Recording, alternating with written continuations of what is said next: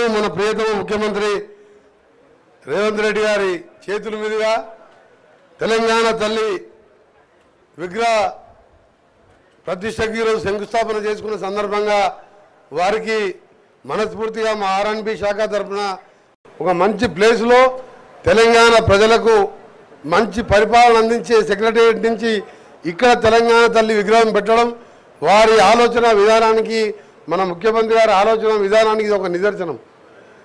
అలాగే తెలంగాణ ఇచ్చిన దేవత సోనియా గాంధీ పుట్టినరోజు రోజు ఆ విగ్రహ ప్రతిష్ట చేయాలని చెప్పి వారు నిర్ణయించడం కూడా మరొక శుభవార్త తెలంగాణ ప్రజలకు.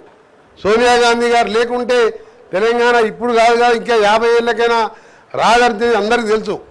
ఒక రాష్ట్రంలో పక్క రాష్ట్రంలో 20 స్థానాలు పార్లమెంట్ స్థానాలు ఉండి మొత్తం కోల్పోయి పార్టీని అయినా 6 దశాబ్దాల కోరిక నెరవేర్చిన సోనియా గాంధీ పుట్టినరోజు దాన్ని ప్రతిష్టాపన చేయాలని చెప్పి మా ముఖ్యమంత్రి గారు ఆదేశించడం, ఆ విధంగా మేము ఆర్ఎన్బి శాఖ కూడా ఏర్పాటు చేసుకొని ముందుకు పోతున్నాం.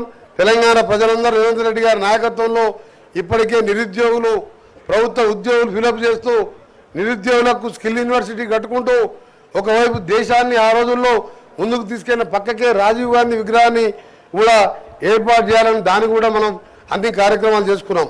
ఈ సందర్భంగా తెలంగాణ ప్రజలందరికీ కూడా మరొకసారి మా పరిపాలనని మా ముఖ్యమంత్రి గారు మీ మంత్రులను ఎమ్మెల్యేలు అందరం మీకోసం పనిచేస్తామని మరొకసారి తెలంగాణ తల్లిగా ప్రమాణం చేస్తూ మరొకసారి మీ అందరికీ కూడా మాకు పాలన అందించి 10 సంవత్సరాలలో 100 సంవత్సరాలు విధ్వంసం సృష్టిస్తే ఇవాళ 10 నెలల్లోనే రైతులను రుణవిముక్తి చేసిన మా గౌరవ ముఖ్యమంత్రి గారు నిజంగా దేశ చరిత్రలో ఎవరు లేకుండొచ్చు.